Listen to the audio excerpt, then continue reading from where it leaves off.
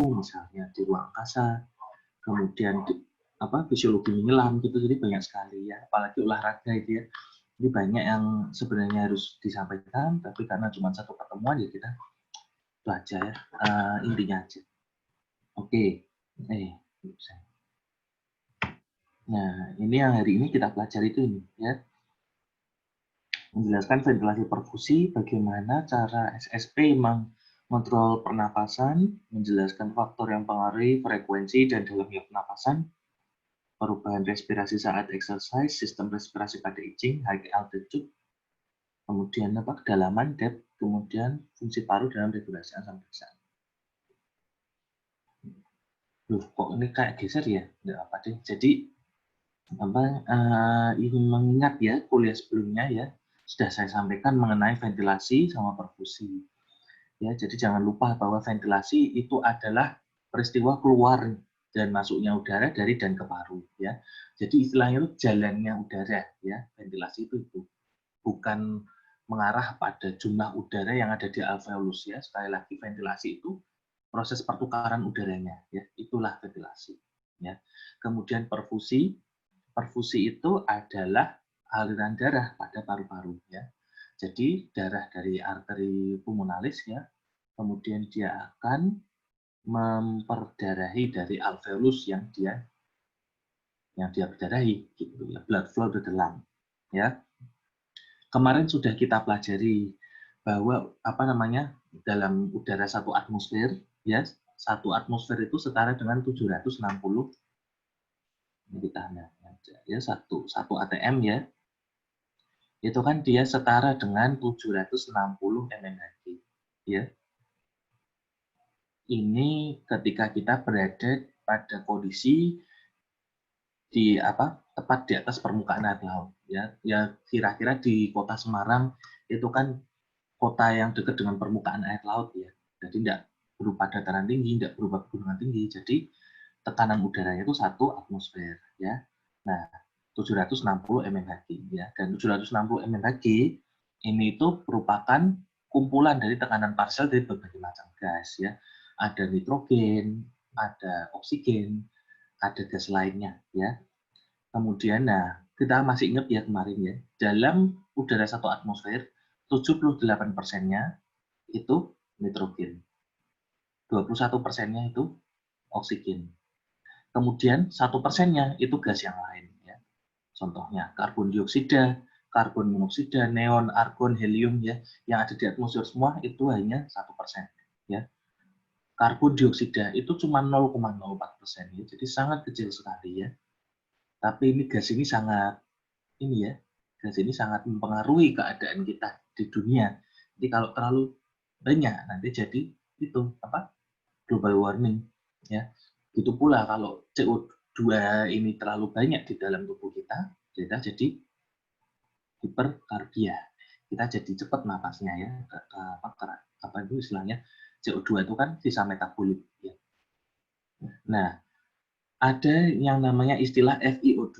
FiO2 itu adalah fraksi oksigen yang kita hirup ya. Pada kondisi normal itu adalah 21% ya, mengikuti kadar oksigen yang ada di dalam atmosfer ya. Jadi kalau kalian nanti sudah masuk ke klinis gitu ya, sudah masuk ke penyakit paru, kalau ada istilah FiO2 itu adalah fraksi oksigen yang kalian hirup ya.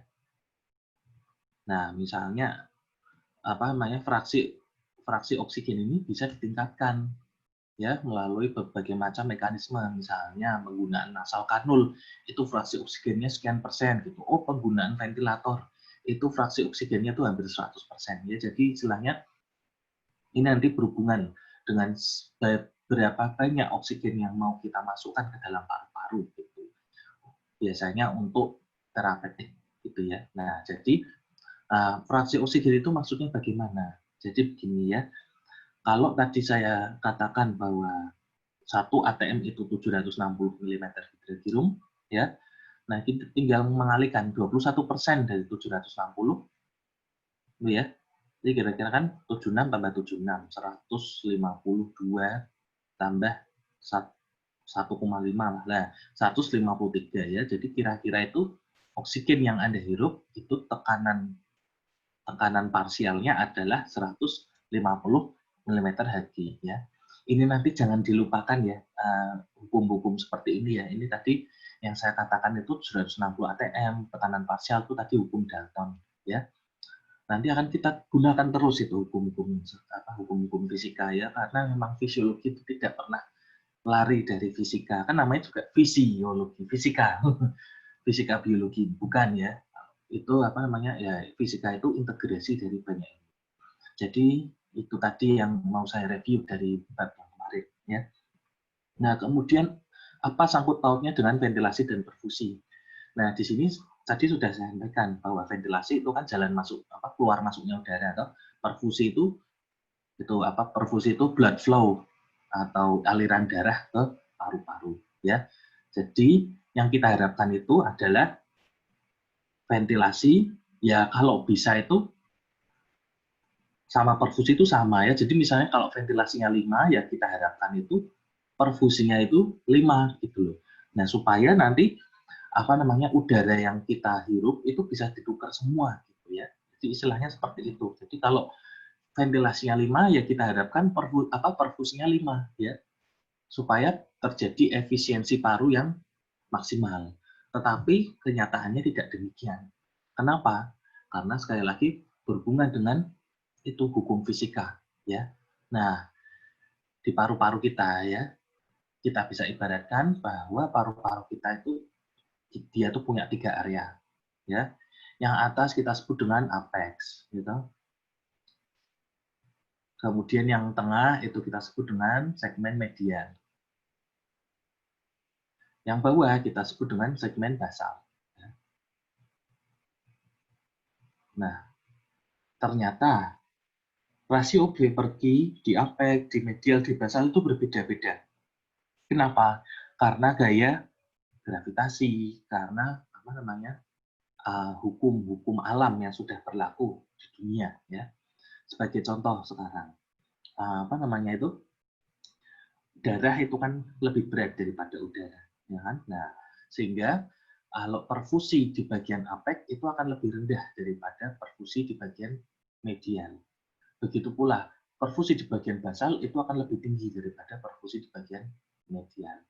Ya. Nah, kemudian gini ya, kita lihat di sini.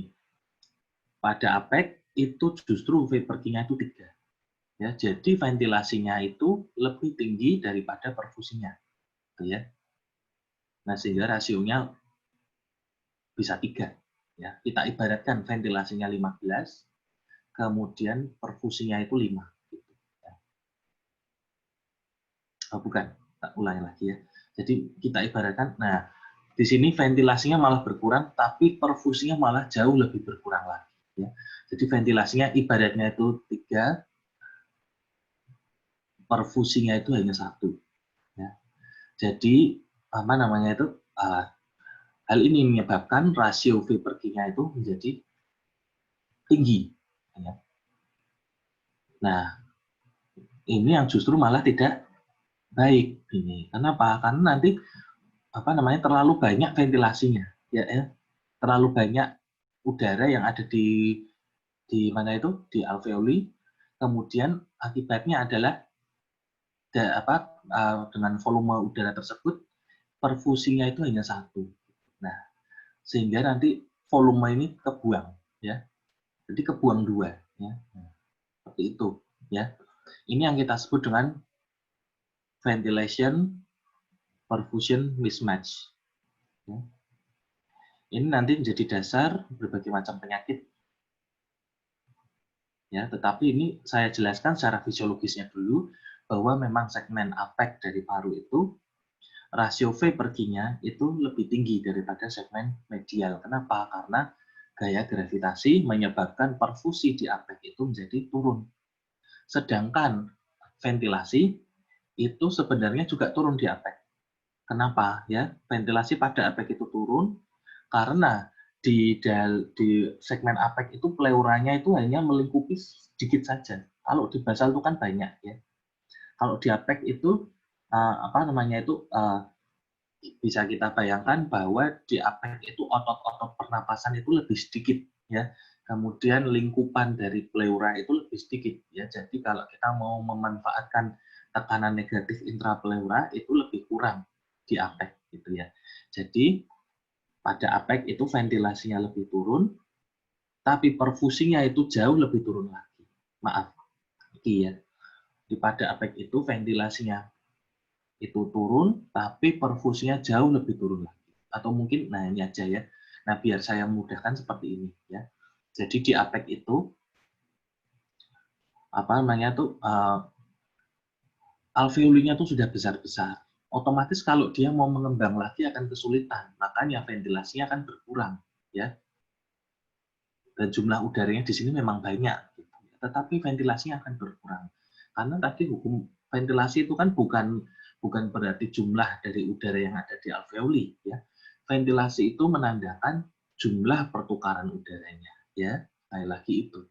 Nah, nah di sini kenapa perfusinya bisa turun sekali karena gravitasi ya. Jadi darah itu akan jatuh ke bawah ya.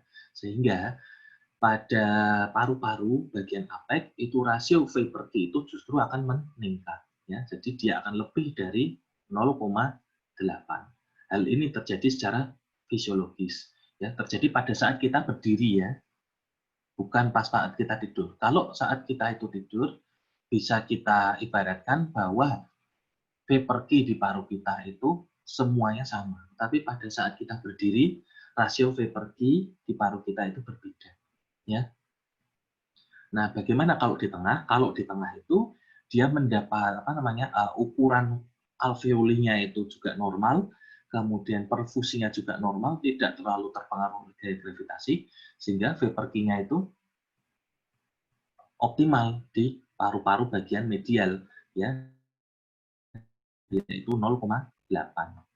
Nah, bagaimana dengan segmen basal? Ya, nah kalau basal ternyata itu alveolinya itu kecil, ya. Nah, alveoli yang kecil di sini malah justru meningkatkan ventilasi, ya. Kenapa? Karena kalau dia mau mengembang kan dia bisa mengembang lebih besar, ya kan? Jadi dia lebih bisa mengembang gitu. Kenapa? Karena dia tuh dekat letaknya dengan diafragma. Jadi dia tuh mudah ditarik oleh diafragma, kemudian permukaan yang dilingkupi oleh pleura itu lebih lebar daripada di apek ya, sehingga paru-parunya itu meskipun dia tuh ukurannya kecil, dia dapat mengembang lebih besar. Nah, sekali lagi ventilasi tidak ada sangkut pautnya dengan ukuran alveoli ya, karena ada surfaktan ya. Nah, tetapi ventilasi itu lebih berkaitan dengan perubahan ukuran pada alveoli ya. Jadi kalau alveolinya itu lebih ngembang, maka ventilasinya akan meningkat ya. Nah, ventilasinya kalau dia itu meningkat ya otomatis nanti udara itu banyak keluar masuk di sana ya. Nah, tetapi ternyata darah tadi itu banyak yang jatuh ke bawah ya. Karena gaya gravitasi. Nah, sehingga pembuluh darahnya di sini tampak lebih besar ya. Nah, ini akan meningkatkan perfusi dari paru yang di bagian basal. Sehingga justru rasio V per Q-nya itu akan kurang dari 0,8. Jadi artinya di paru-paru bagian atas kita itu membuang-buang ventilasi. Ya. Di paru bagian bawah kita itu membuang-buang perfusi kita. Ya. Ini terjadi secara fisiologis dan tidak bisa dipungkiri gitu, ya.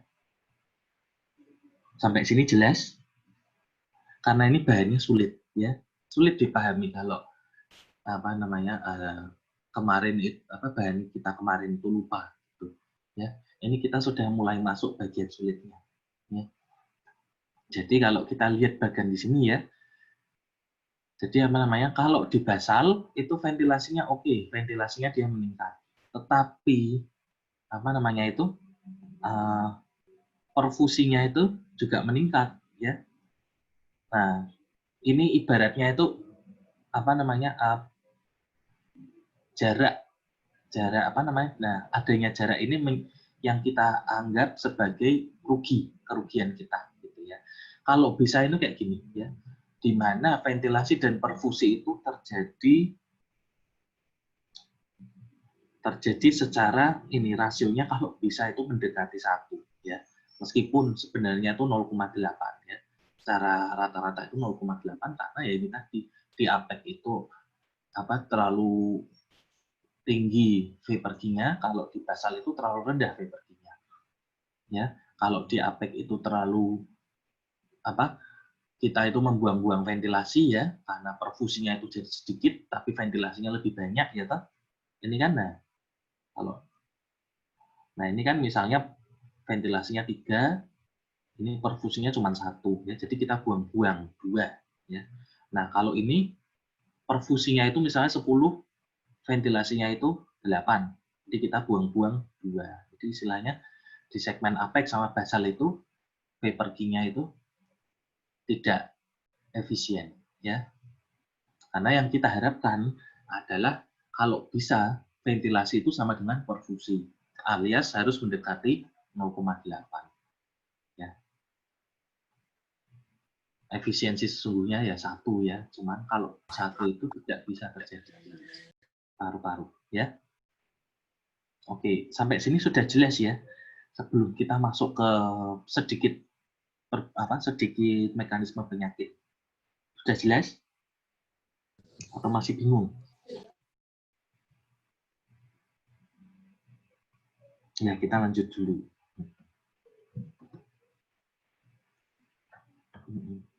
Nah, ini sama konsepnya ya. Kalian tidak usah menghafalkan. Tekanan arteri lebih besar dari tekanan tekanan alveolar lebih besar dari tekanan arteri, lebih besar lagi dari tekanan vena, tidak usah ya.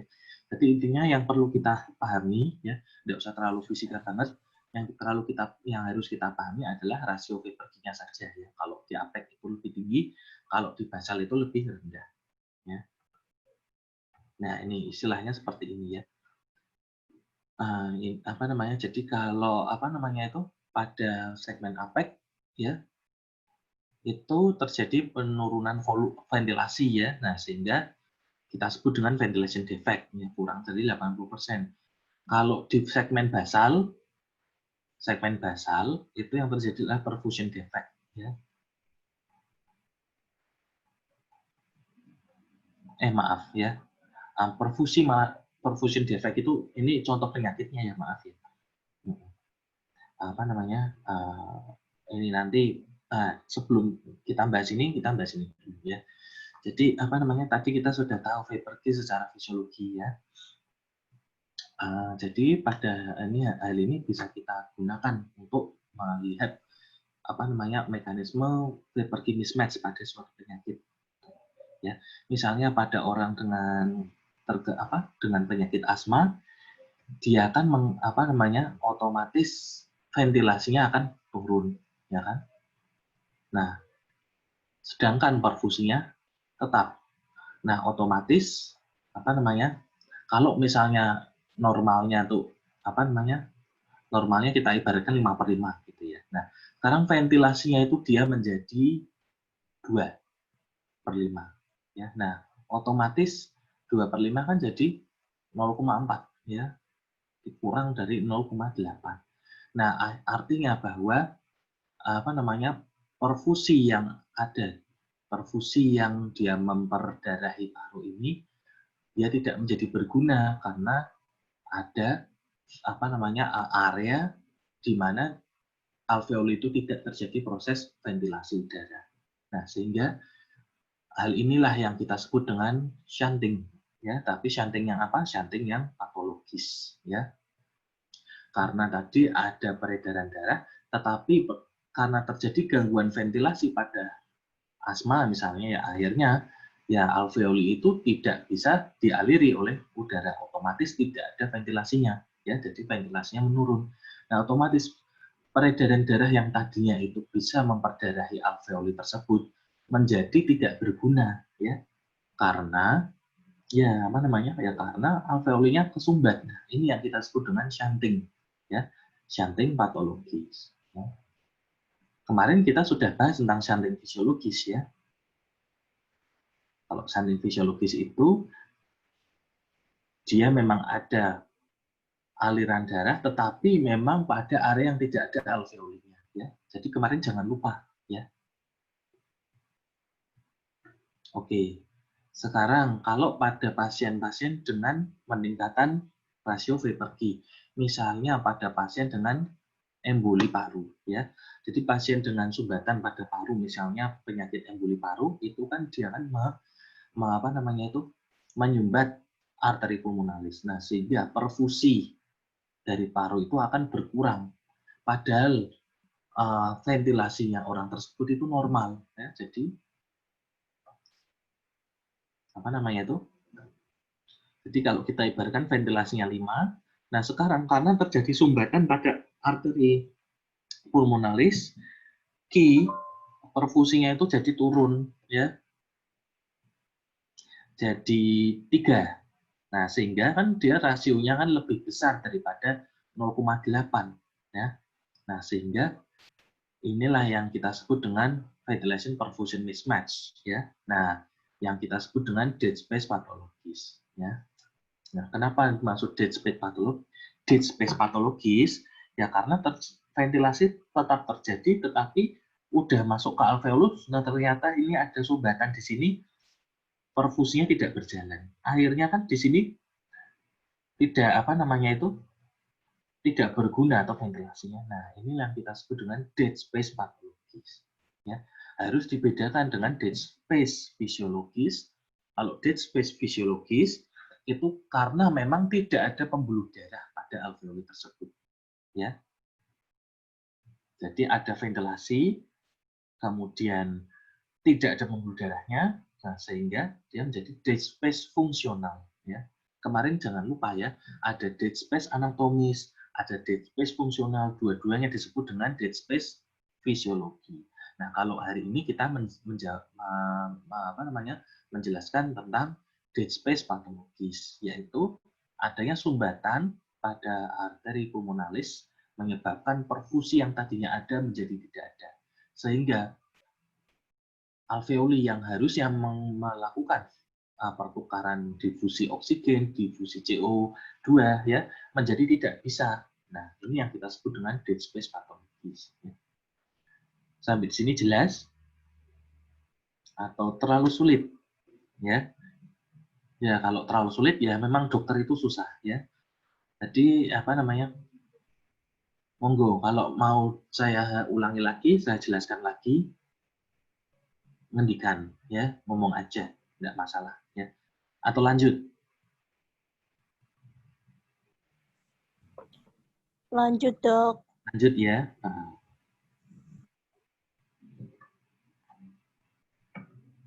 Ini tadi sama ya. Ini yang kalau ada penurunan ventilasi, misalnya pada asma, itu kita sebut dengan ventilation defect. Kalau penurunan perfusi, misalnya pada emboli paru, nah itu kita sebut dengan perfusion defect. Ya.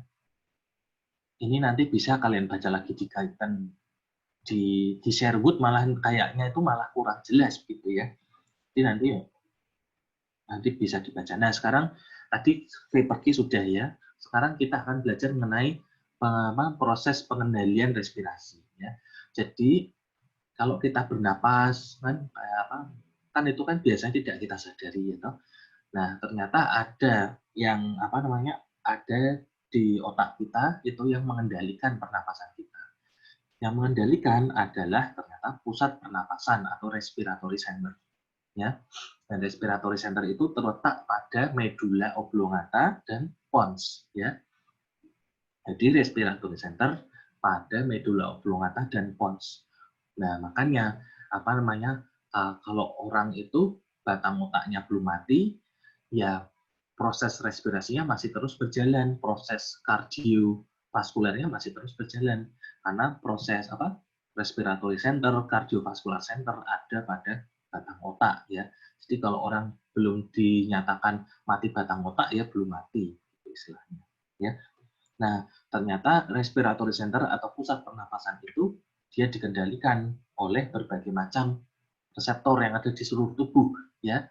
Salah satunya dia dipengaruhi oleh fungsi luhur ya, higher brain ya, higher function ya, higher function itu fungsi luhur, kemudian kemoreseptor, proprioceptor dan baru reseptornya akan kita bahas nanti.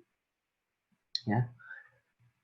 Nah, jadi ini mengulang yang ya. Jadi bernapas itu dia merupakan proses ekspirasi dan ekspirasi ya. Jadi pengembangan dan pengembisan dari longatora. Jadi inspirasi itu adalah proses yang aktif, sedangkan ekspirasi merupakan proses yang pasif ya. Jadi ekspirasi yang tidak paksa itu merupakan relaksasi dari otot-otot pernapasan saja ya. Nah, jadi kalau inspirasi itu ada impuls, kalau ekspirasi biasa, ekspirasi normal itu merupakan proses yang pasif yang tidak butuh inervasi. Kecuali kalau kita melakukan ekspirasi secara paksa. Misalnya kita saat mengejan, saat melakukan pemeriksaan spirometri itu kan disuruh dokternya menghembuskan napas sekuat tenaga. Nah itu tentu saja dia menggunakan impuls tambahan. Ya. Tapi kalau saat kita bernapas secara biasa, normal, nah itu proses ekspirasi itu merupakan proses yang pasif atau tidak ada inervasinya. Ya. Nah, kita langsung aja. Ya. Jadi bagian dari otak kita yang mengatur pola pernapasan, mengatur pernapasan kita, itu yang kita sebut dengan respiratory center. Ya. Jadi respiratory center kita itu ada sebenarnya itu ada 4 ya. Cuman ya kita lihat. Nah, jadi ada yang kita sebut dengan pneumotaxic center, ada yang kita sebut dengan apneustic center, kemudian ada yang kita sebut dengan pusat medula. Ya, ada sumber yang mengatakan oh ada 4, ada sumber yang mengatakan 3, ada sumber yang mengatakan 2. Ya, cuma nanti akan saya bahas satu persatu. Ya, jadi Nah, ini ya tadi ya. Dan di PONS itu ada 2 ya, pneumotaxic center sama apneustic center. Kalau di medula itu ada 2 ya, ventral respiratory group sama dorsal respiratory group ya. Nanti dia ada fungsinya masing-masing ya. Kalau kita bahas yang medula dulu, jadi medula itu ada ventral respiratory group. Jadi ventral respiratory group itu adalah area pengaturan pernapasan yang kita sebut dengan medular rhythmicity ya. Jadi dia yang mengatur ritme pernapasan kita, mengatur RR kita. Itu adalah VRG atau ventral respiratory group ya. Ini aja ya. Nah, ini loh. Nah, ini yang kita sebut dengan medular rhythmicity. Kemudian dorsal respiratory group ya. Ini adalah pusat inspirasi.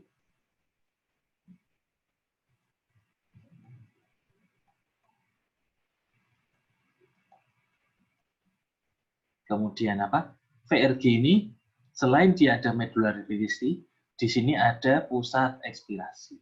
Ya, cuman pusat ekspirasi ini hanya akan bekerja ketika kita itu melakukan pernapasan ekspirasi paksa.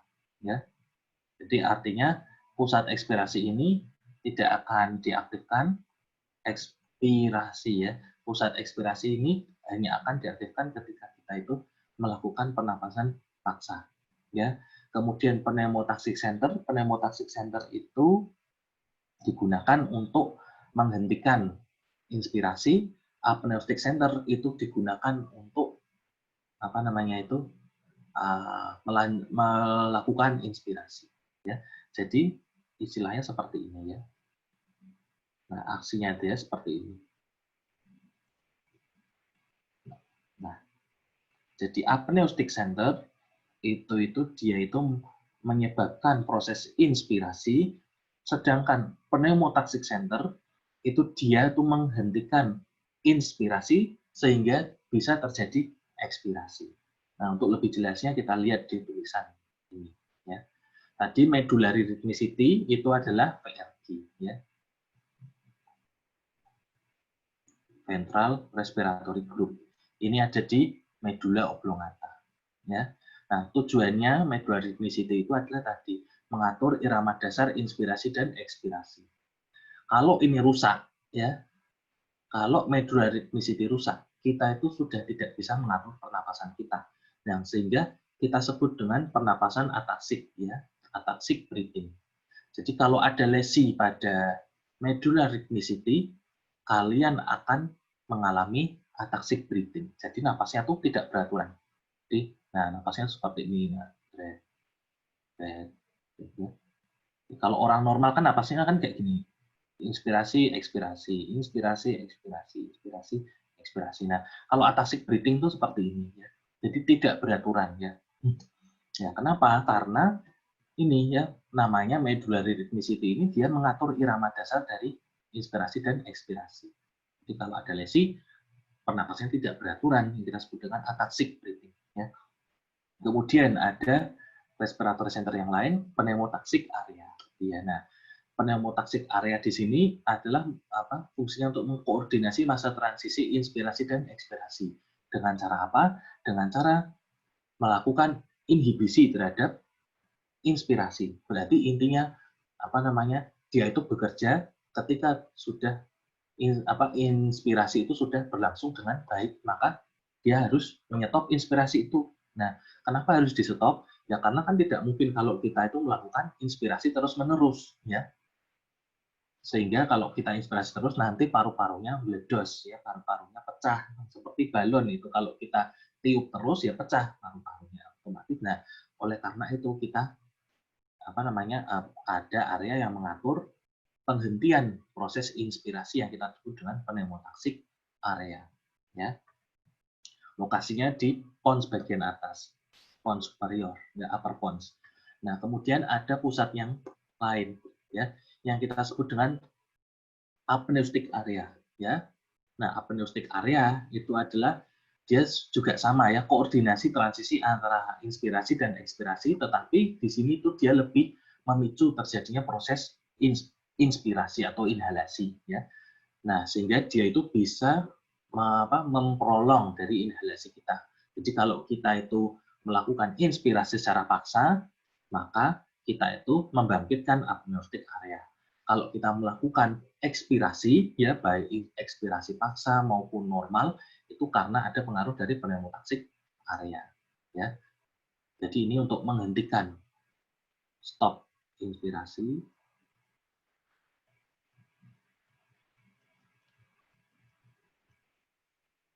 Kalau yang ini apneustic area itu adalah untuk start inspirasi, start dan pertahankan, ya.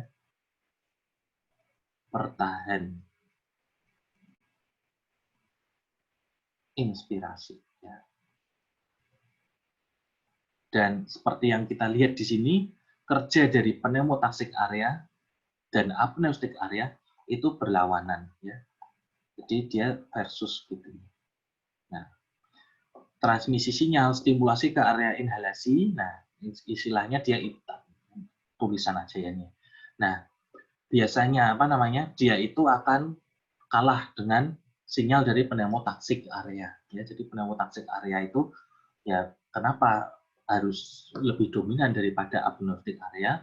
Ya karena dia menghentikan agar kita tidak melakukan inspirasi yang berlebihan, ya. Jadi nah, apa yang terjadi pada orang-orang dengan trauma pada pons, ya, meskipun jarang biasanya, ya. Misalnya ada pasien habis pos kecelakaan, pneumotaxic areanya tuh rusak misalnya. Misalnya rusak di sini, ya. Nah, kalau dia rusak pneumotaxic area, maka apneustic area itu akan mengambil kendali. Sehingga orang tersebut itu terjadi yang namanya pernapasan apneustic breathing, ya. Ini penting, ya. Apneustic breathing itu nanti dia inspirasi memanjang, habis itu ekspirasi. Inspirasi memanjang, inspirasi memanjang, habis itu.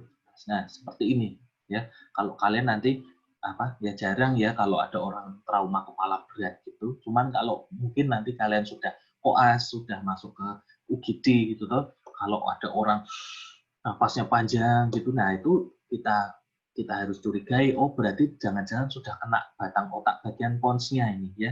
Itu ya, kena pneumotaxic area gitu, ya. Nah, sehingga dia akan kalau ada pneumotaxic area rusak, maka dia akan terjadi yang namanya apneustic breathing. Ya.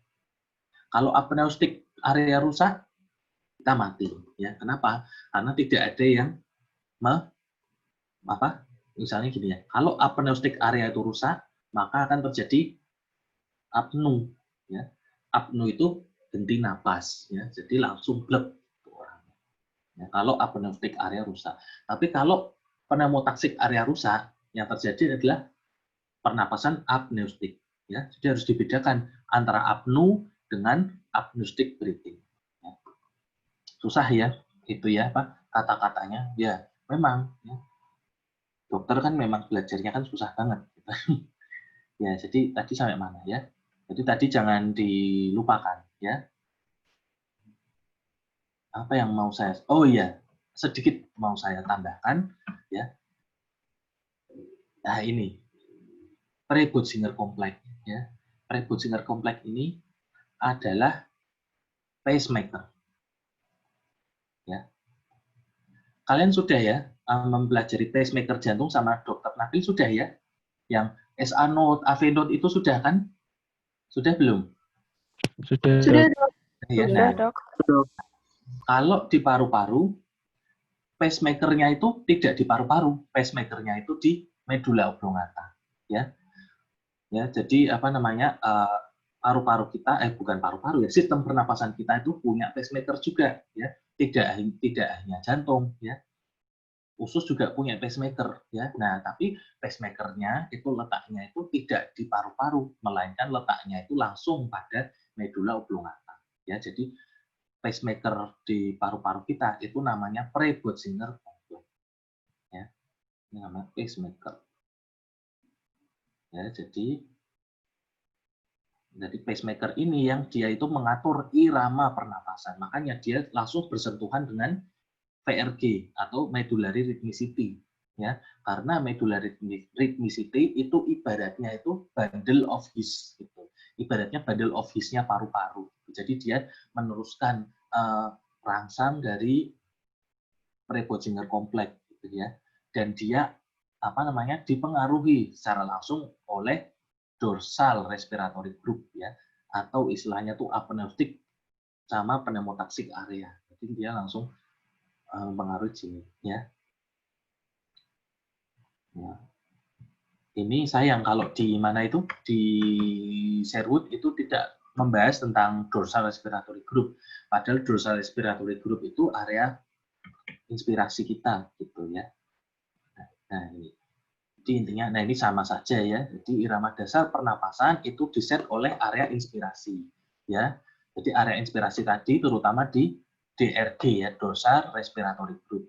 Nah ini tadi, maaf ya. Nah dorsal respiratory group ini dia mendapat impuls, mendapat sinyal dari pneumotaksik center sama apneustic center atau apneustic area. Tujuannya tadi itu adalah kalau sinyalnya apneustic itu lebih kuat, maka akan mulai inspirasi. Kalau sinyal pneumotaksik lebih kuat, maka akan terjadi ekspirasi. Ya. Aduh. Nah, ini diagramnya ya. Jadi kalau pada saat inspiratory area itu aktif, kenapa? Karena ada sinyal dari apneustic area. Ya. Nah, sehingga dia aktif, maka dia akan menyebabkan kontraksi dari diafragma dan musculus intercostalis externus, sehingga dia bisa bernapas. Ya. Nah, kalau inaktif itu akibat dari inhibisi dari pneumotaksik center.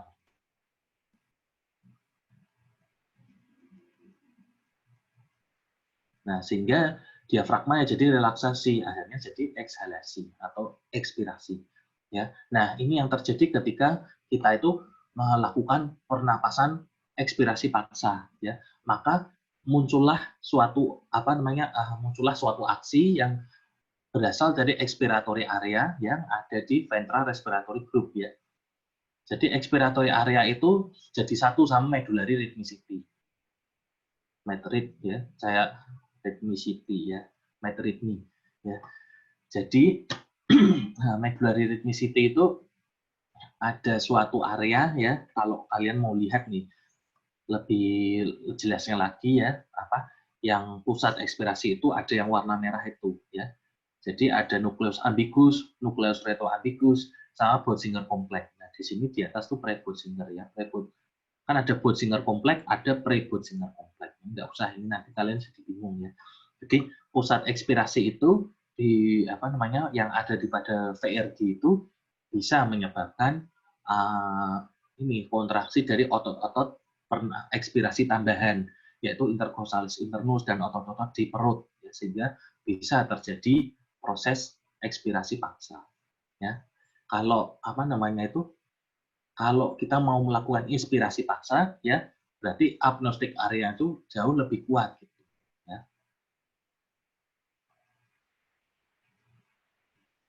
Itu ya. Nah, sehingga biasanya kan kalau apa namanya di sini itu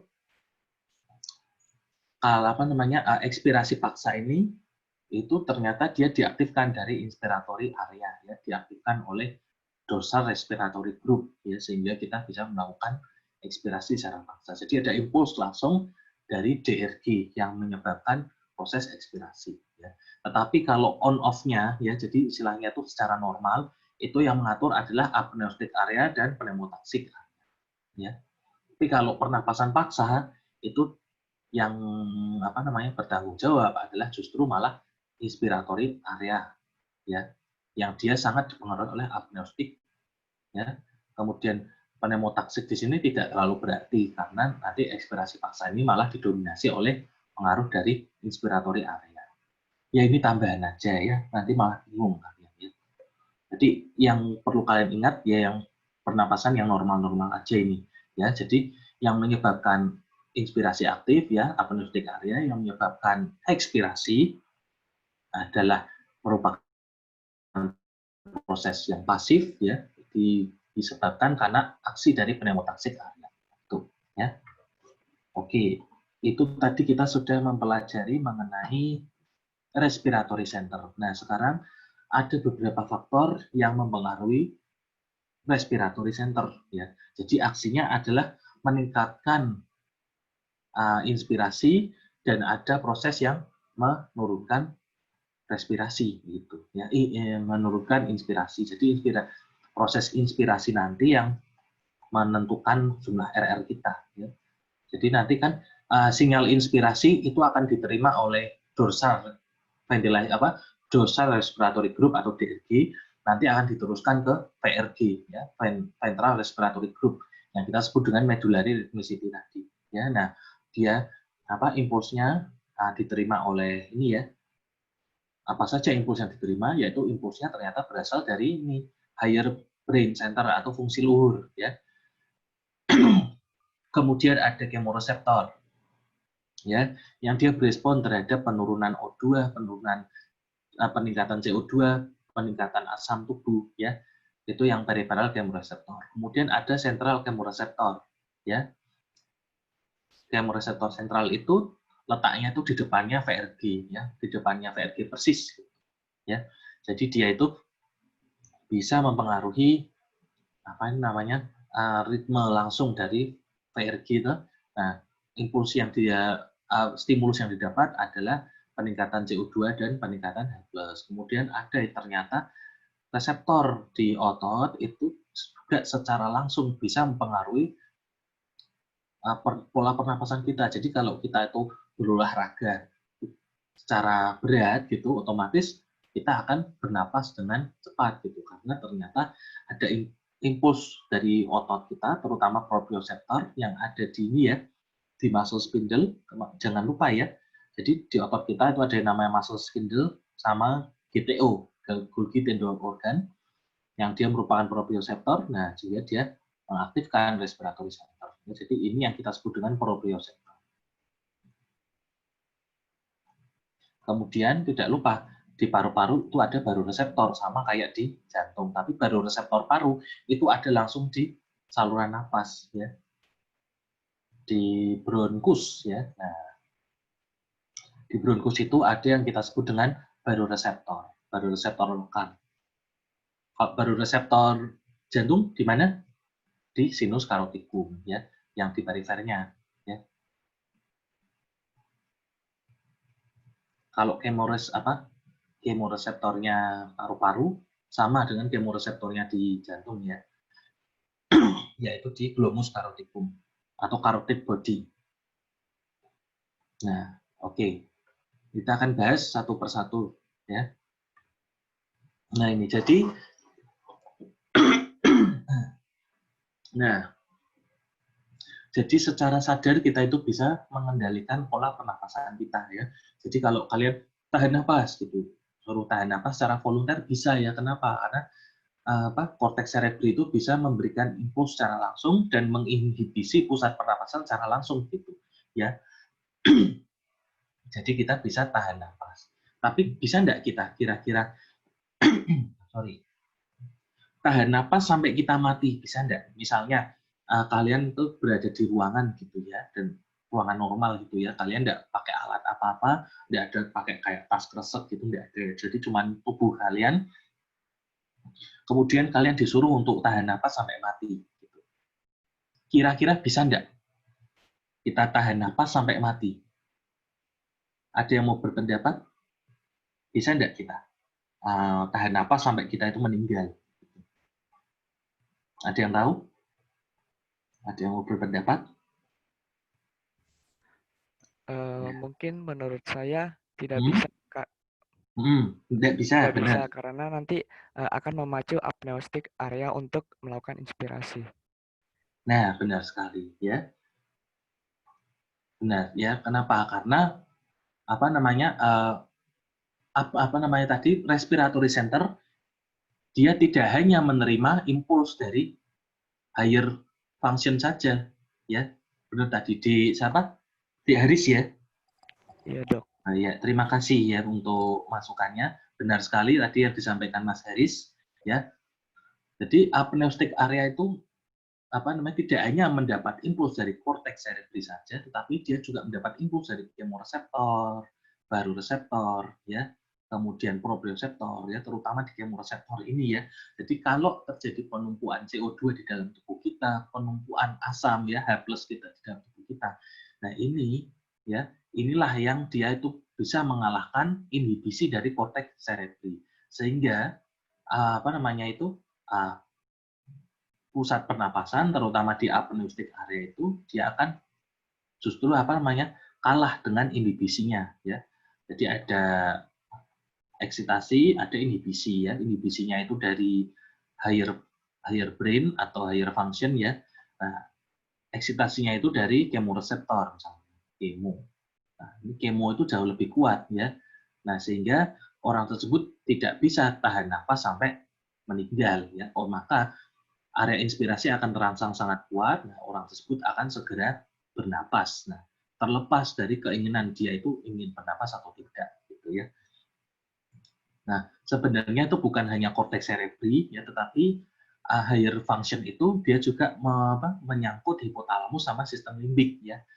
Hipotalamus, sistem limbik. Jadi kalau misalnya temperaturnya kita itu kepanasan, ya otomatis napasnya jadi lebih cepat. Kemudian kalau kita tuh misalnya dalam keadaan bahagia, tertawa, terbahak-bahak gitu, mesti RR-nya akan meningkat. Ya kalau kita menangis gitu kan, pasti RR-nya akan meningkat.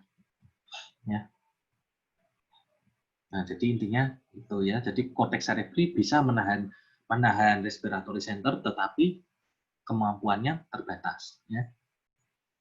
Nah, itu tadi. Nah, sekarang kemoreseptor tadi. Nah, ini merupakan reseptor yang sangat kuat ya, yang dia itu menyebabkan kita itu bisa napasnya itu bisa menggeh-menggeh ya, terengah-engah ya karena ini pengaruh dari kemoreseptor yang sangat kuat ini. Ya. Jadi dia merupakan apa namanya organ sensori yang berespon terhadap stimulus yang dia mengirimkan impuls yang paling kuat daripada impuls-impuls yang lainnya kayak di higher brain, kayak di baroreseptor, kayak di apa namanya itu tadi satu lagi apa ya apa namanya itu proprioseptornya ini dia kemoreseptornya lebih kuat gitu ya. Nah, jadi misalnya kalau kita itu terlalu banyak CO2 dalam tubuh kita, nah itu dia memicu apa kemoreseptor yang ada di perifer maupun di sentral ya. Jadi ada dua kemoreseptor yang ada di dalam tubuh kita, yaitu di medula oblongata, tadi ya di depannya VRG langsung, sama di perifer atau aortic body. Sama carotid body ya.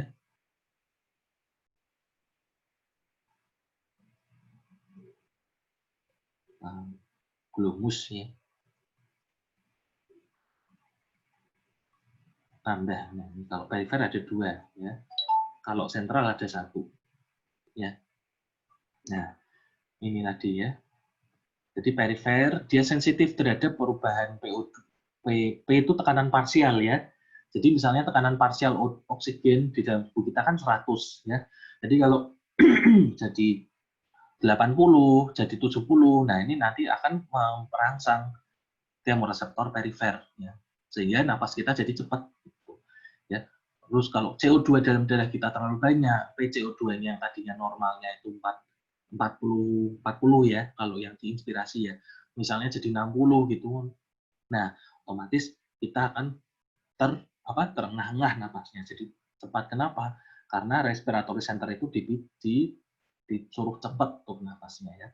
Medulari. Jadi kinerja dari kemoreseptor itu akan langsung mempengaruhi VRG, mempengaruhi medullary rhythmicity. Nah, sehingga kita akan bernapas RR-nya tadi yang harusnya itu 12 sampai 16 ya. Ada yang bilang 12 sampai 24 gitu ya. Ini jadi lebih dari 24 gitu. Jadi takipnu ya. Jadi justru mekanisme takipnu ini memicu hiperventilasi. Tujuannya apa? Tujuannya untuk mengeluarkan CO2 dari tubuh kita.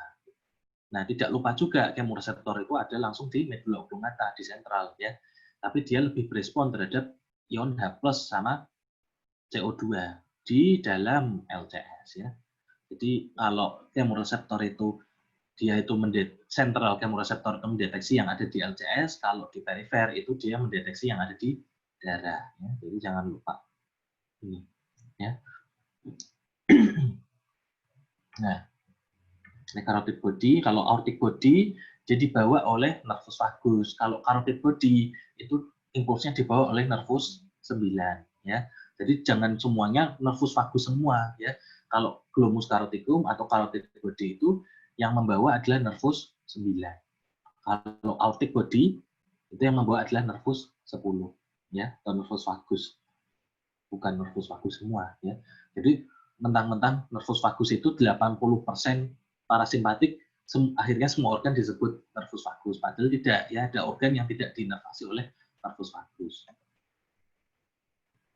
Nah, ini mekanismenya tadi yang sudah saya ceritakan bahwa kalau peningkatan CO2 atau peningkatan ion H+ ya, jadi ya CO2 itu peningkatan CO2 bisa meningkatkan ion H+ ya, karena nanti kan reaksinya kan demikian gitu ya. Nanti kan CO2 nanti bereaksi dengan H2O yang ada di eritrosit, akhirnya nanti jadi H2CO3 gitu. Nah, H2CO3 itu nanti jadi H+ sama ion bikarbonat. Nah, plusnya itu yang bisa menyebabkan asam. Nah, ini. Jadi CO2 sifatnya lipid soluble, mudah berdifusi dalam sel. Kemudian ada enzim karbonik anhidrase yang tersedia di dalam sel. Ya. Ini yang kemarin ya. Nah, ini jadi kalau terlalu banyak CO2 itu yang disebut dengan hiperkapnia. Kemudian kalau beredar di dalam darah kita sebut dengan hiperkarbia. Nah, itu adalah kondisi di mana PCO2 dalam arteri itu lebih dari 40 mmHg. Jadi misalnya 50 gitu toh. Nah, dia akan menstimulasi kemoreseptor sentral dan kemoreseptor perifer sehingga dia meningkatkan area inspirasi. Jadi jadi akan terjadi mekanisme hiperventilasi cepat dan dalam ya. Itu bukan Kussmaul ya. Ya sebenarnya ya Kussmaul sih ya, tergantung kalau kita itu kalau pas berolahraga itu hanya takipnu saja, tapi kalau sampai menggigil banget ya itu ya sama seperti Kussmaul.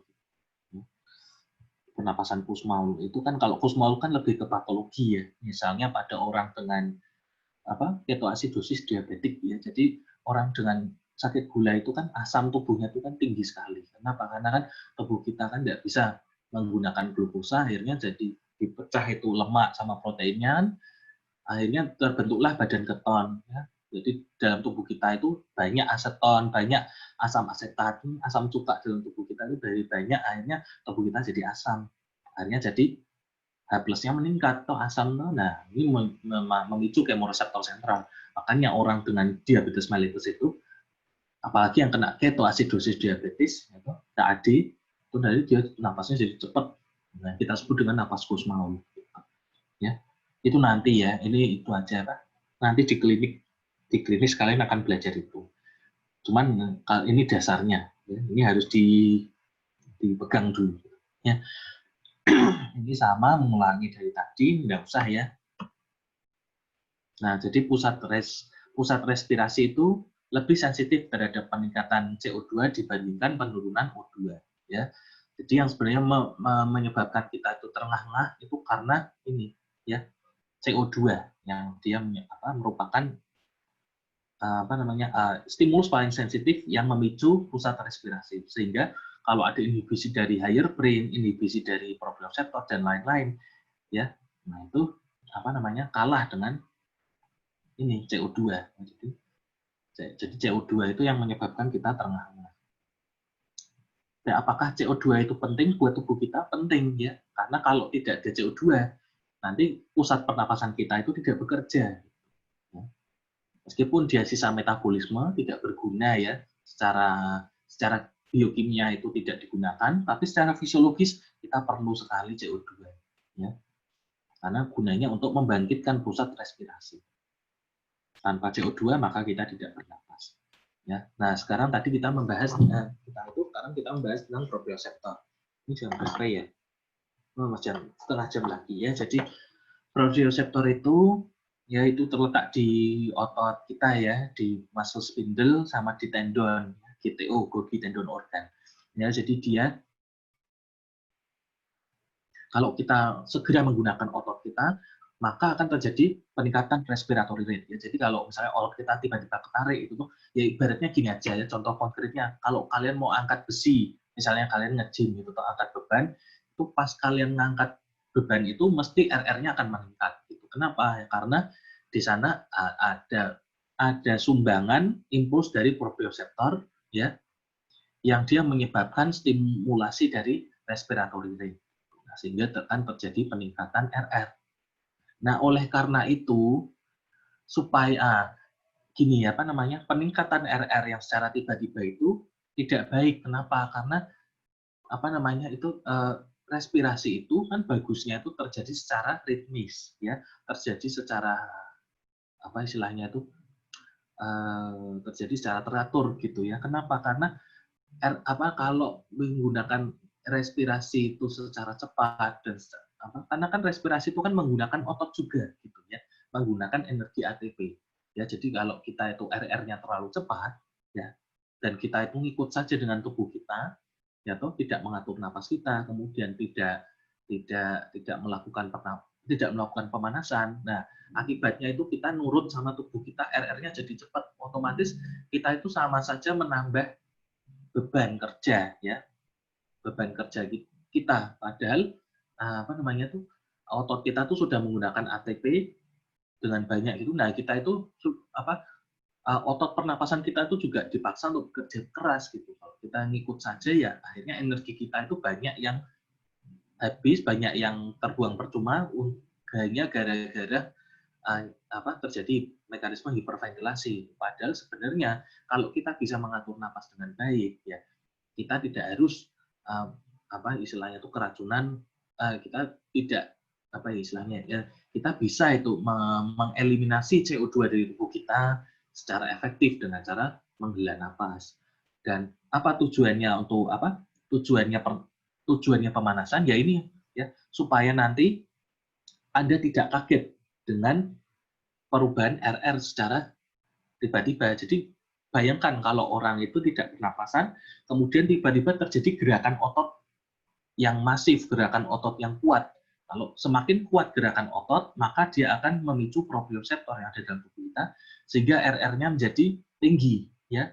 Jadi kalau kita olahraga tanpa pemanasan, nanti pasti kita akan cepat capek. Ya. Kenapa? Karena RR kita sudah disetting tinggi.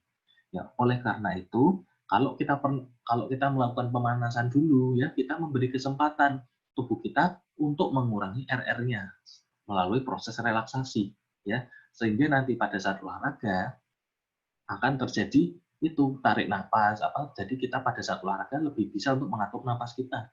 Nah, sehingga efisiensi pernapasan akan jauh lebih baik gitu ya.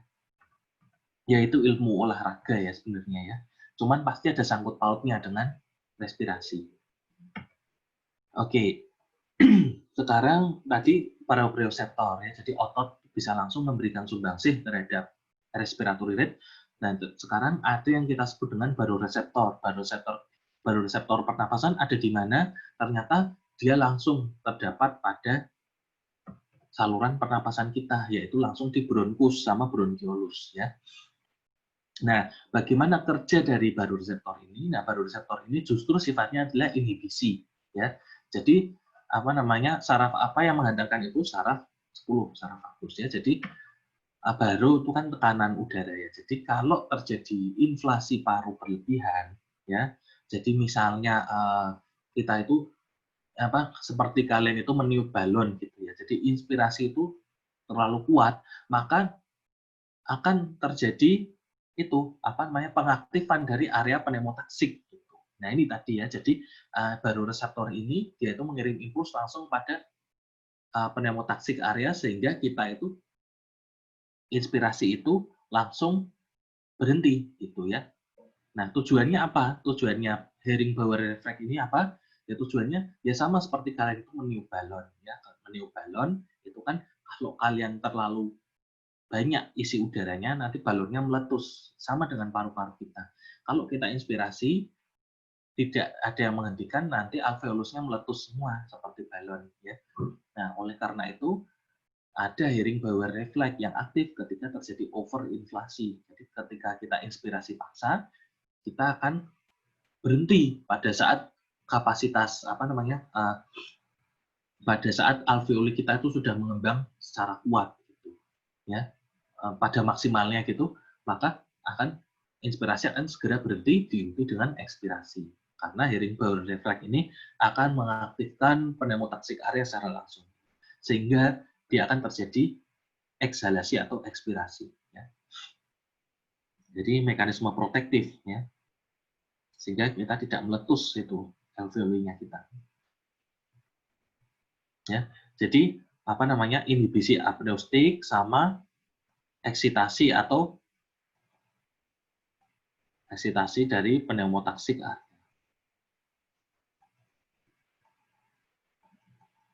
Jadi aksinya dua ya.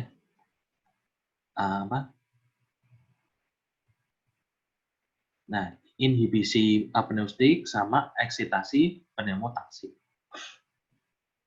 Ya. Nah, ini singkat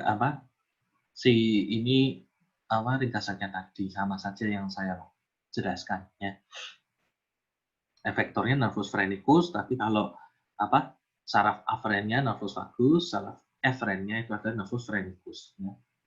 Karena organ efektornya adalah diafragma ya. Sehingga kita bisa ekspirasi. Kayaknya ini ya. Nah, faktor lain yang pengaruh respirasi ternyata juga ada ya, sistem limbik, temperatur, nyeri, peregangan sphincter ani, ya. Ini nanti dibaca sendiri aja, ya. Nah, ini juga dibaca sendiri ya. Tadi sudah saya sampaikan ya, pada saat kita olahraga.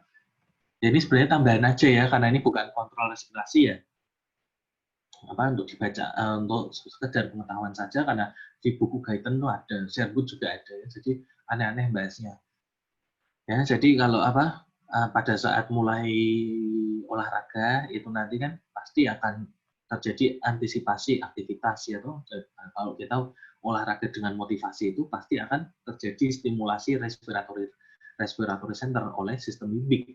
Makanya ada itu penelitian senior saya itu, jadi dia meneliti hubungan pengaruh motivasi terhadap kekuatan genggam gitu. Ya, jadi judul tesisnya itu judul penelitiannya itu seperti remeh gitu, tapi ternyata menarik juga gitu ya, bahwa hanya motivasi saja ya, motivasi itu kan dipengaruhi oleh sistem limbik atau para hipokampi, kemudian dia akan memberikan impuls pada korteks korteks lobus frontal lah istilahnya, korteks prefrontal ya. Nah, sehingga membentuk motivasi ya toh. Nah, ternyata itu bisa mempengaruhi itu kekuatan dari otot ya. Dia bisa meningkatkan RR gitu. Ya, jadi kalau kita itu diberikan motivasi sebelum olahraga, maka nanti pada saat olahraga kita akan lebih baik. Ya. Kemudian pada saat kita mau melakukan olahraga, itu biasanya impuls sensorik dari proprioseptor itu akan terjadi tadi ya, yang respon proprioseptor tadi yang impuls nomor 3 tadi yang sudah saya jelaskan itu. Kemudian impuls motorik dari korteks motorik ya. Jadi otot kita akan dipersiapkan untuk aktivitas ya, untuk berkontraksi terlebih dulu. Ya. Nah, sehingga untuk membantu kinerja dari 3 proses ini, kita butuh yang namanya pemanasan. Ini tidak usah lah ya, ini dibaca aja ya, tidak usah saya ujikan. Nah ini ya, jadi barulah nanti kejadian tadi, yang 3 tadi ini terjadi pada olahraga apapun, mau ringan, sedang, berat. Tapi biasanya kalau olahraga yang sedang itu sudah mulai ada gangguan asam basa ya. Kenapa? Disebabkan karena penurunan tekanan parsial dari oksigen, peningkatan CO2 dalam tubuh kita ya, dan peningkatan temperatur gitu. Nah, sehingga hal ini yang memicu RR kita menjadi naik gitu. Temperatur ini untuk membuang uap air, CO2 ini ya karena dia memicu kemoreseptor baik sentral maupun perifer. Kalau O2 itu lebih ke perifer, kalau CO2 itu lebih ke sentral. Ya. Nggak usah, ini tambahan aja.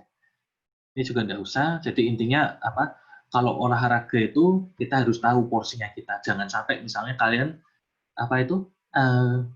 nggak biasa nge-gym, besoknya diajak nge-gym teman kalian gitu toh. Padahal kalian nggak biasa nge-gym. Habis itu kalian seneng untuk olahraga sampai kalian capek banget, olahraga sampai 100 kali rep gitu ya, 100 kali angkat besi, besoknya itu otot kalian pegal semua. Kenapa? Karena gini ya, ototnya itu rusak semua ya. Ototnya itu kerusakan otot secara mikroskopis ya, sebenarnya seperti itu. Dan juga pembentukan reaktif oksigen spesies yang ada di dalam di dalam sel kalian gitu ya. Jadi istilahnya gini ya, kalau kita itu respirasi ya jangan lupa dengan organ mitokondria. Mitokondria itu kan paru-parunya sel ya. Jadi kalau kita itu jarang berolahraga ya mitokondria kita itu bakal sedikit. Kalau kita itu sering berolahraga mitokondria kita itu menjadi banyak, akhirnya menjadi banyak energi yang diproduksi oleh tubuh kita. Gitu. Jadi merupakan proses adaptasi gitu ya. Jadi kalau kita itu tidak pernah olahraga kemudian dipaksa untuk olahraga berat, justru nanti oksigennya itu menumpuk di dalam sel, tidak bisa digunakan oleh sel gitu. Kan oksigen itu digunakan oleh mitokondria ya toh. Nanti untuk proses oksidasi respirasi aerob ya toh. Nah, tapi kalau jumlah mitokondria kalian sedikit dan tidak pernah olahraga gitu, nanti malah oksigennya tuh numpuk di dalam sel. Ya, akhirnya jadi oksigen tersebut malah berbahaya karena oksigen tersebut jadi muatan negatif. Kalau jadi muatan negatif kan jadi superoksida. Jadi radikal bebas ya. Superoksida itu kan radikal bebas ya. Kita sebut dengan reaktif oksigen spesies. Nah, ini yang sering terjadi pada jadi hati-hati ya, jangan berolahraga melampaui batas, tapi jangan tidak berolahraga gitu. Jadi nah, kalau pengaruh aging terhadap sistem respirasi dibaca sendiri ya.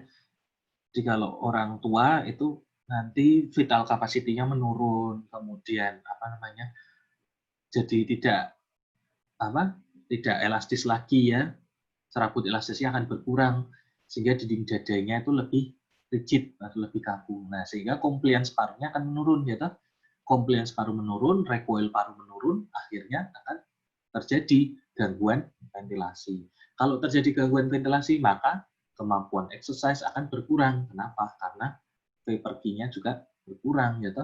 Nanti perfusinya banyak tapi ventilasinya berkurang, nah akhirnya kan terjadi gangguan dalam proses difusi oksigen dan karbon dioksida. Ya. Dan biasanya proses ini diperparah pada saat orang tua itu dulunya itu merokok, ya toh. Karena kalau ini kan kita lihat ini, ya kalau serabut elastisnya menurun, kemudian alveolinya sudah kemampuan mengembangnya jadi sedikit, kemudian sel imunnya juga menurun, silianya juga menurun, ini kemampuannya jadi kaku ya. Nah, ditambah dengan merokok. Jadi istilahnya itu kita memperparah keadaan ini. Makanya PPOK, COPD itu paling sering terjadi pada usia di atas 70 tahun. Jadi orang pada perokok itu biasanya akan menderita imbasnya pada saat dia sudah berusia lanjut. Ya. Biasanya ini ya COPD. Ya. Jadi aging plus rokok maka akan meningkatkan risiko COPD. Nah ini efek ketinggian dan kedalaman laut. Kemarin saya salah menyebutkan ya bahwa di di permukaan air, di permukaan laut di Kota Semarang itu 1 atm ya. Tapi kalau kita itu misalnya di pegunungan Himalaya, ya toh, ternyata tekanan udaranya itu berubah jadi setengah atm misalnya. Misalnya kalian di pegunungan Himalaya gitu ya. Nah, ini nanti tekanan udaranya jadi 5 atm ya, tetapi fraksi gas itu tetap, fraksi nitrogen, oksigen itu tetap 78%, 21%, karbon dioksida juga sama ya. Jadi yang tidak berubah adalah fraksi gasnya, tetapi yang berubah adalah tekanan atmosfernya ya. Jadi kalau misalnya kita berada di pegunungan Himalaya itu nanti setengah atm sama dengan 380 mmHg. 380 dikali fraksi oksigen kita 21%, 20 kali 38 ibaratnya 21 kali 38 gitu ya, 380 kita ibaratnya 80 mmHg. Jadi bayangkan yang di kondisi air laut kondisi permukaan air laut kita bisa menghirup 150 mmHg, sekarang kita hanya bisa menghirup 80 mmHg. Nah, akhirnya kan proses makanya ini di ketinggian itu akan sangat mengganggu proses pernapasan kita. Gitu. Kenapa? Karena tekanan parsial oksigen, tekanan parsial gas oksigen di dalam atmosfer itu sangat rendah, sehingga nanti yang masuk ke paru paling cuma tidak cuma sampai 80, ini 150, yang sampai ke alveoli aja cuma 105. Ya toh? Nah, ini 80 yang sampai alveoli itu bayangkan berapa mmHg ya. Paling cuma 70 ya. Kita ibaratkan 80 lah ya, karena kita baik hati ya. Nah, jadi yang sampai ke alveoli cuma 80, nanti yang bertukar dengan yang harusnya PO2 di dalam tubuh itu 100, sekarang kalau dari 80 ya jadi 80 ya. Nah, akhirnya terjadilah kondisi yang kita sebut dengan hipoksia ya. Pengurangan kadar oksigen di dalam darah ya. Hipoksia ya. Hipoksia paru kemudian jadi hipoksemia. Hipoksemia itu di darah, di sirkulasi darah. Kalau hipoksia itu lokal ya. Nah ini, jadi istilahnya kalau efek altitude itu mulai kita rasakan ketika di atas 100 kaki ya, 10.000 kaki ya. Jadi kalau kalian masih di Gunung Bromo itu masih belum merasakan ya. Tapi kalau kalian sudah di gunung di Irian Jaya itu ya, nah itu mungkin sudah lebih dari 10.000 kaki, sudah 4.000 meter di atas permukaan air laut, istilahnya sudah hampir 12.000 kaki ya. Nah, kalian akan merasakan, kalau tidak biasa di pegunungan akan merasakan acute mountain sickness ya. Kenapa? Karena disebabkan karena hipoksia sama hipokapnia. Kenapa bisa hipokapnia? Kalau kalian hipoksia pasti akan terjadi peningkatan ventilasi ya toh. Nah kan penurunan O2 atau penurunan O2 menyebabkan pemicuan kemoreseptor ya toh, kemoreseptor perifer, reseptor perifer jadi aktif sehingga RR-nya menjadi tinggi. Kalau RR-nya menjadi tinggi padahal tidak ada masalah, padahal PCO2-nya kalian itu tidak ada masalah, ya toh? Kan ini bukan karena kalian kelelahan, bukan karena keracunan CO2, bukan karena exercise, tapi karena tekanan parsial O2 dalam tubuh kalian itu jadi rendah, akhirnya jadi RR-nya jadi tinggi. Tapi karena proses ekspirasi terus berjalan, ya toh, nanti CO2 dalam tubuh kalian itu malah jadi turun. Akhirnya yang kita sebut dengan hipokapnia. Ya. Nah, sehingga hal ini akan menyebabkan alkalosis. Jadi alkalosis itu adalah turunnya tekanan CO2 ya, sehingga dia menyebabkan tubuh kita menjadi basah. Alkalosis respiratorik ya. Gejalanya fatigue, nausea ya, sama kayak gejalanya sama seperti kalian kekurangan oksigen ya, bisa dibayangkan sendiri. Nah, kenapa ada penduduk yang bisa bertahan hidup kayak di biksu-biksu di pegunungan Himalaya itu bisa hidup? Kenapa? Karena mereka sudah beradaptasi. Adaptasinya dengan cara apa? Peningkatan jumlah eritrosit, peningkatan kapasitas difusi O2. Jadi cuma 80 mmHg itu banyak sekali yang masuk ke membrana menembus membrana alveolokapiler. Jadi cepat ya. Jadi kan ini ya, jangan lupa dengan hukum Bapak Fick ya. Jadi kapasitas difusi itu berhubungan dengan tekanan parsial, berhubungan dengan koefisien difusi, berhubungan dengan tipisnya membran alveolokapiler. Jadi istilahnya tuh kapasitas difusinya orang-orang di pegunungan Andes itu dia itu lebih tinggi. Kenapa? Karena sudah terjadi remodeling dari jaringan paru. Jaringan parunya tuh jadi membrannya tuh lebih tipis dari orang-orang yang di pantai gitu. Dan sehingga difusinya akan lebih baik gitu, alveolusnya jadi lebih banyak, alveolusnya jadi lebih lebar gitu ya, karena kan juga luas permukaannya ya, jadi dia akan lebih mudah berdifusi gitu ya. Kemudian terjadi angiogenesis. Angiogenesis itu pembentukan pembuluh darah baru ya, sehingga functional dead space-nya jadi lebih sedikit gitu ya. Kemudian jumlah mitokondrianya yang akan lebih banyak, jumlah enzim oksidatifnya akan menjadi lebih banyak. Ini nanti dibaca aja. Nah, ini efek deep sea diving. Ini kayaknya banyak sekali yang perlu kita sampaikan, tapi waktunya habis ya. Saya memang punya tendensi untuk seperti ini, terlalu panjang lebar menjelaskan, akhirnya kuliah ini tidak selesai. Ya. Jadi intinya aja ya. Jadi kalau kita itu semakin menyelam ke dalam, maka tekanan atmosfernya itu semakin tinggi ya. Jadi istilahnya kalau 30 meter di bawah permukaan air laut itu kita mendapatkan tekanan udara itu 4 atm ya, 4 atmosfer. Jadi 4 kali 760 itu berapa kira-kira? Jadi 3000 ya. Jadi 3000 mmHg. Ini jadi ibaratkan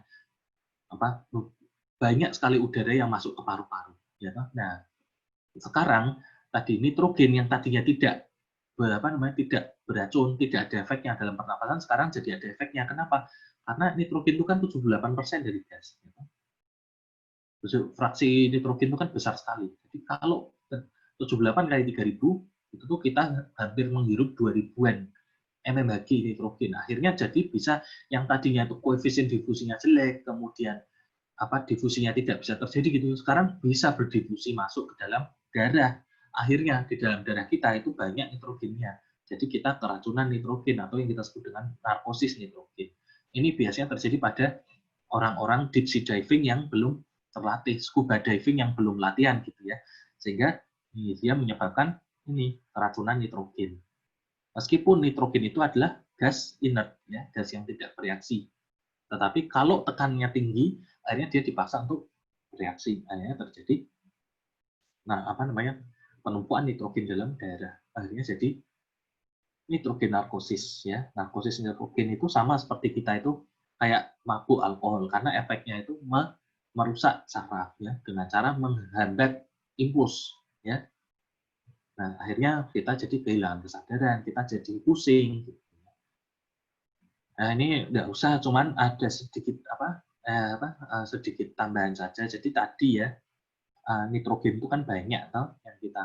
Nanti kalau masalahnya tidak hanya pada saat kita tuh menyelam terlalu dalam, tapi ketika kita itu kembali ke permukaan secara cepat, maka akan terjadilah yang namanya penyakit decompression, ya, decompression sickness. Jadi ibaratnya tuh sama seperti kalian tuh membuka botol Coca-Cola yang baru dibuka gitu ya.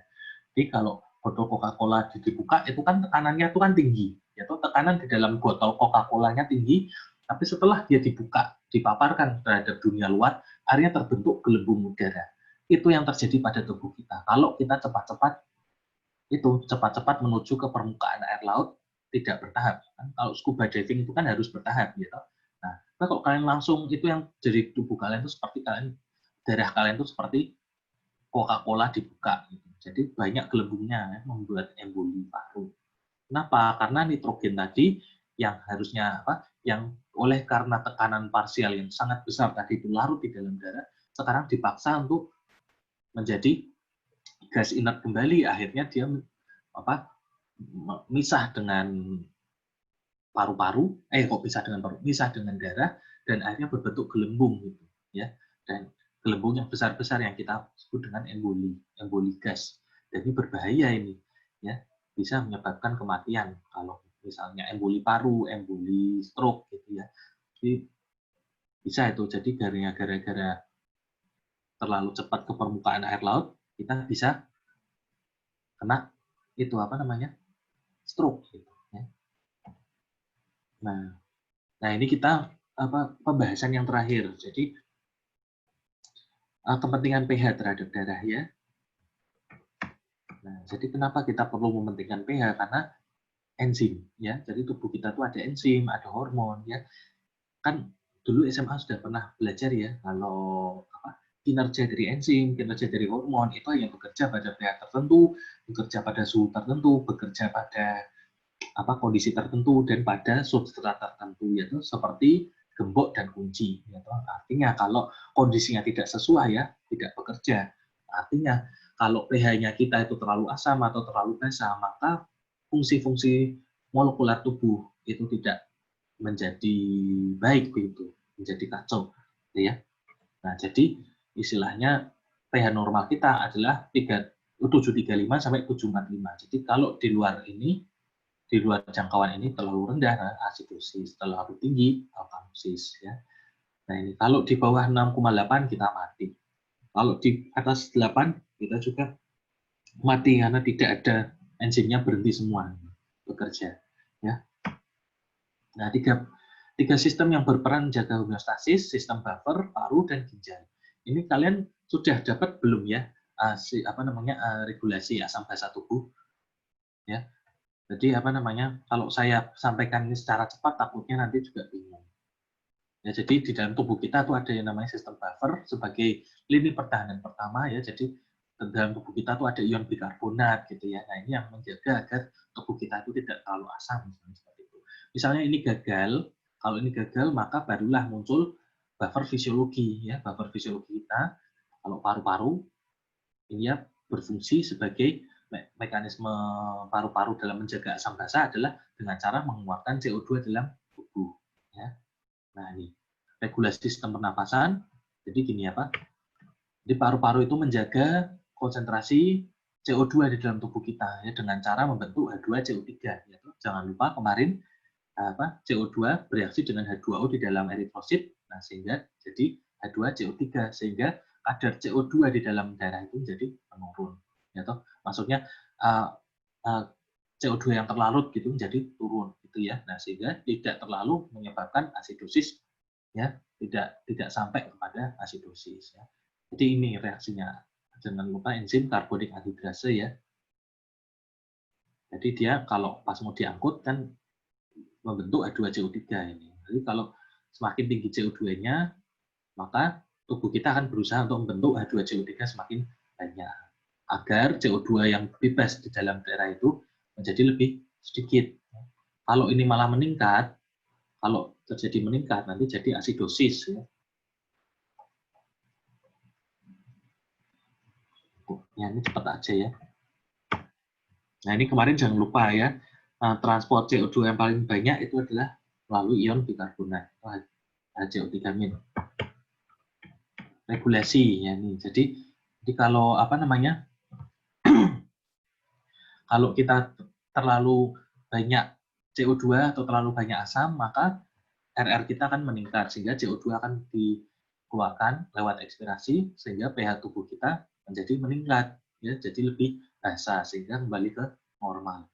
Kalau misalnya CO2 di dalam tubuh kita itu turun, misalnya seperti di pegunungan Himalaya tadi, kalau kita itu sudah bisa beradaptasi dengan baik, maka kita bisa mengatur RR kita, sehingga RR kita menjadi turun, nah, sehingga CO2 itu tidak terlalu dikeluarkan dalam ekspirasi, atau karena RR-nya turun jadi hipoventilasi kan, nah, sehingga hal ini akan menurunkan pH yang tadinya basa menjadi asam. Bukan asam ya, balik ke normal. Nggak usah ya ini. Ya nanti ini dibaca sendiri karena waktunya sudah habis ya. Jadi intinya saja ya, kalau ada gangguan asam basa nanti dia menyebabkan asam basa yang disebabkan karena proses respirasi ya, misalnya karena kita itu beraktivitas terlalu berat atau kita itu berada dalam pegunungan Andes gitu loh.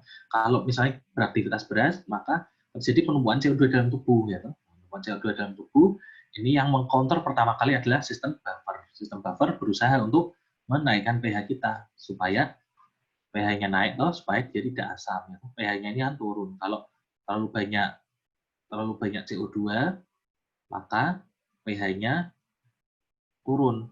Nah, sehingga tubuh kita dengan buffer darah berusaha untuk menaikkan pH.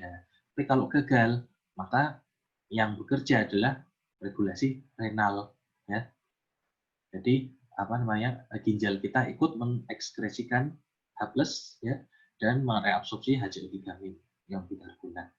Nah, ini tidak usah, ini pengantar aja. Ya. Ini nanti ada bab sendiri soalnya untuk mempelajari hal ini. Jadi intinya paru-paru kita bekerja dengan cara itu tadi. Kalau terlalu banyak CO2 di dalam paru-paru, maka nah ini ya. Jadi asidosis respiratorik itu disebabkan karena kecepatan ventilasi paru itu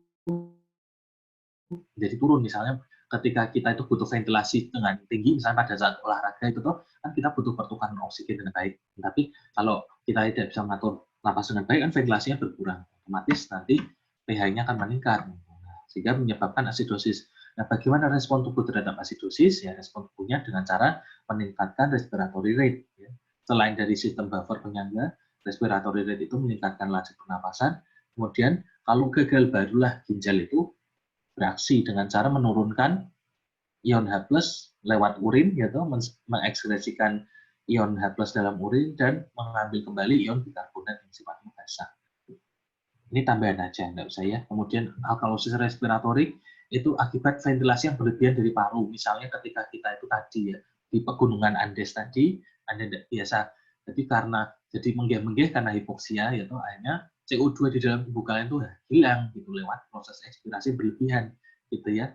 Nah, sehingga respon dari tubuh kita adalah itu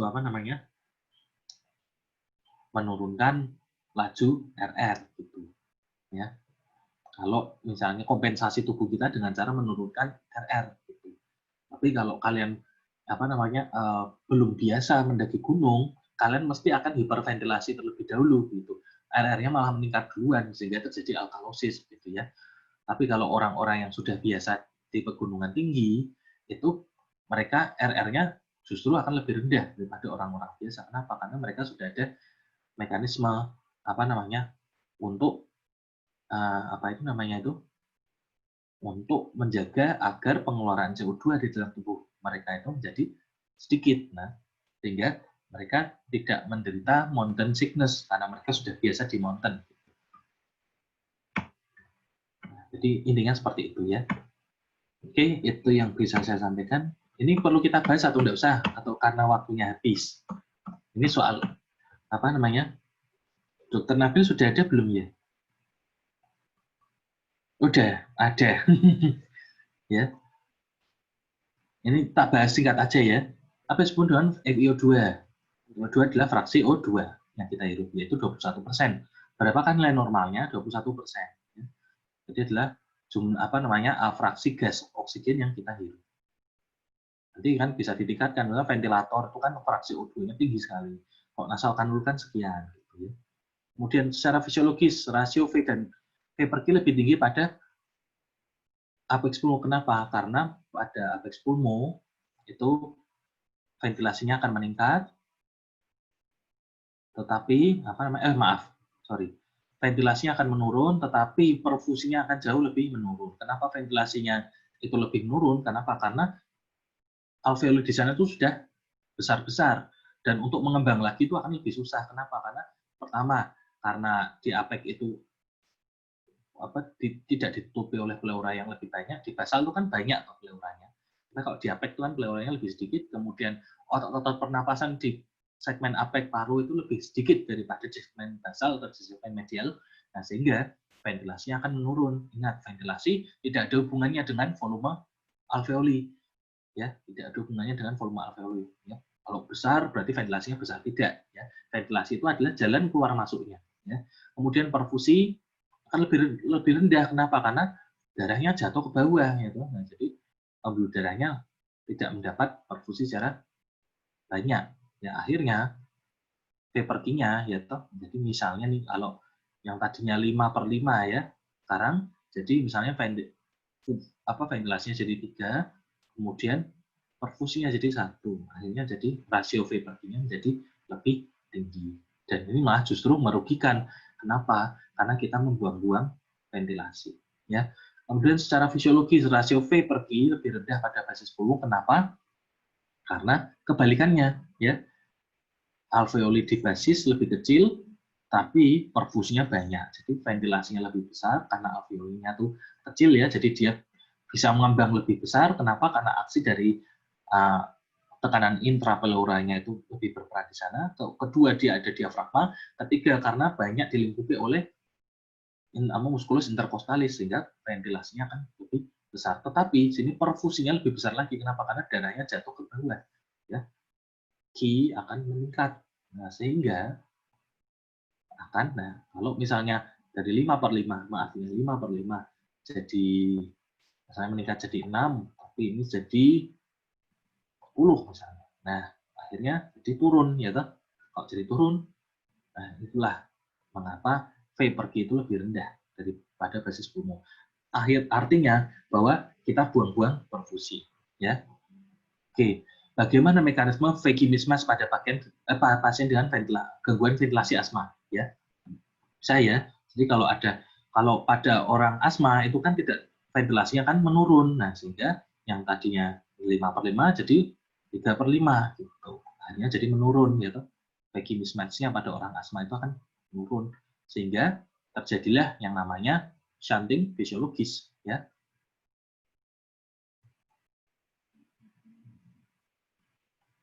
Artinya bahwa peredaran ini, ya, peredaran darah ke sana itu menjadi tidak berguna, gitu. Karena kan yang harusnya itu di ventilasi itu bisa terjadi pada alveoli, sekarang alveolinya tidak bisa terjadi ventilasi karena saluran napasnya tertutup, gitu. Akhirnya jadi shunting, ya toh. Jadi pembuluh darah yang sudah memperdarahi alveoli itu tidak bisa melakukan difusi oksigen dan karbon dioksida. Akhirnya terjadilah proses yang dinamakan shunting patologis, ya. Kemudian respiratorium, 3 komponen, seharusnya 4, ya, ini ya tadi, ya. Pneumotaxic area, apneustic area, sama satu lagi medullary rhythmicity. Tambah satu lagi, ya, sebenarnya, ya, yaitu inspiratory center atau dorsal respiratory group. Ini MR atau VRG, ya. Nah, ada 4 sebenarnya, ya. Tapi kalau 3 saja, ini 1, 2, 3. 4 hal apa yang mengaruhi pusat pernapasan? Tadi gampang, ya. Asam basa tubuh, ya kan, kemoreseptor, baroreseptor, proprioceptor, sama higher brain atau higher function. Apakah manusia bisa menahan napas secara volunter? Bisa. Ya, apakah kita bisa meninggal? Tidak bisa. Kenapa? Karena aksi dari kemoreseptor itu lebih kuat daripada higher brain. Ya. Dan tidak hanya higher brain saja yang mengendalikan bisa menghambat respirasi, tapi 3 faktor tadi, ya, 3 faktor dari 4 ini yang bisa mempengaruhi juga. Kemudian di mana kalau tak kemoreseptor perifer? Tadi sudah, ya. Bagaimana mekanisme responnya terhadap perubahan yang terjadi? Dia berespon terhadap PO2 dan CO2, ya. Stimulus kemoreseptor sama H+, sorry, ya. Nah, jadi kalau PO2 menurun, H+ meningkat, CO2 meningkat, maka kemoreseptor akan aktif. Kemudian stimulus kemoreseptor apa yang paling merangsang pusat pernapasan? CO2. Bagaimana mekanisme Hering-Bauer refleks disebabkan stimulasi reseptor? Ya, di dalam bronkus dan bronkiolus ada stretch reseptor atau reseptor regang. Sehingga kalau pada saat terjadi inspirasi, maka terjadi peregangan dari otot polos yang ada di bronkus dan bronkiolus, sehingga dia mengirimkan impuls inhibisi terhadap pneumotaksik area dan eksitasi terhadap eksitasi terhadap pneumotaksik area dan inhibisi terhadap apneustik area. Ya, jadi apneustik areanya itu menurun sehingga inspirasinya berhenti, pneumotaksik area meningkat sehingga ekspirasi terjadi. Ya. Nah, sehingga paru-paru kita tidak meletus karena terlalu banyak inspirasi. Nomor 7, ada di pegunungan Andes. Bagaimana terjadi demikian? Karena hipoksia. Ya. Nah, tadi karena tekanannya setengah atm, maka fraksi O2-nya tetap, maka yang kita hirup cuma 80 mmHg. Kalau 80 mmHg nanti jadi penurunan PO2 di dalam tubuh kita sehingga RR kita akan meningkat. Jadi sesak. Otomatis nanti malah menyebabkan hipokapnia gitu karena CO2-nya akan dikeluarkan terus. Gitu ya. Nah, sehingga terjadi alkalosis. Nah, nomor 8, apakah efek kedalaman laut terhadap sistem pernapasan? Ya tadi semakin rendah, ya semakin dalam, ya semakin tinggi tekanan atmosfernya. Misalnya 4 atm gitu, maka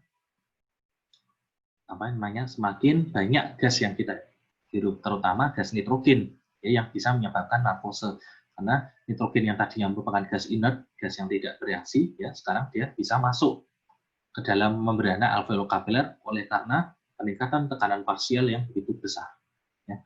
Bagaimana regulasi pernapasan ketika terjadi peningkatan pH? Regulasi pernapasan ya peningkatan RR. Nah, sehingga CO2 dikeluarkan dari dalam tubuh. Seorang laki-laki 30 tahun dengan kondisi pingsan, serangan panik, dia bernapas secara berlebihan, hiperventilasi karena takut dimarahi bosnya. Kelainan asam basa apakah yang disebabkan karena hiperventilasi? Alkalosis. Ya. Nah, kalau orang panik itu kan napas cepat, tapi kan bukan karena keracunan CO2, ya, tapi karena RR itu cepat ya. Misalnya ini kan dipengaruhi oleh sistem limbik kan ketakutan gitu. Nah, jadi RR-nya jadi tinggi. Kalau RR-nya tinggi, otomatis nanti CO2-nya dikeluarkan banyak ya. Padahal kita itu di dalam tubuh kita itu tidak ada aktivitas yang meningkatkan CO2. Kita tidak sedang latihan, kita tidak sedang olahraga. Otomatis CO2 di dalam tubuh kita itu mah terbuang semua ya, jadi alkalosis. Nah, itu saja ya yang itu yang sekiranya bisa saya sampaikan. Mungkin ada pertanyaan sebelum saya pindahkan ke dokter Nabi. Share.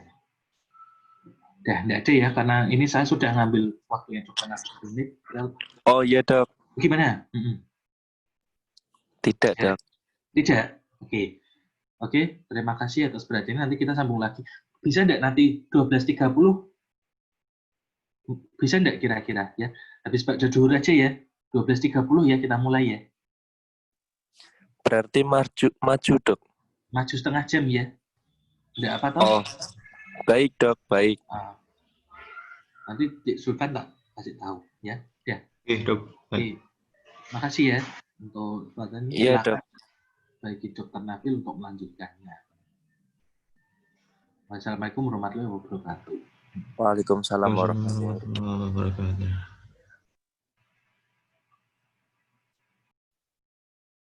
Ini 5 menit ya, untuk 5 menit. 3 menit lah buat ngapa-ngapain, terserah. Mau minum dulu, mau ke belakang, silakan ya. 3 menit.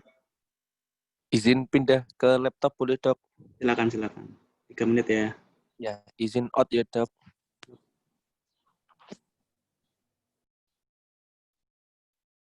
Oh ya, kalau ada pemadaman, monggo. Iya, nanti tak rekam kok.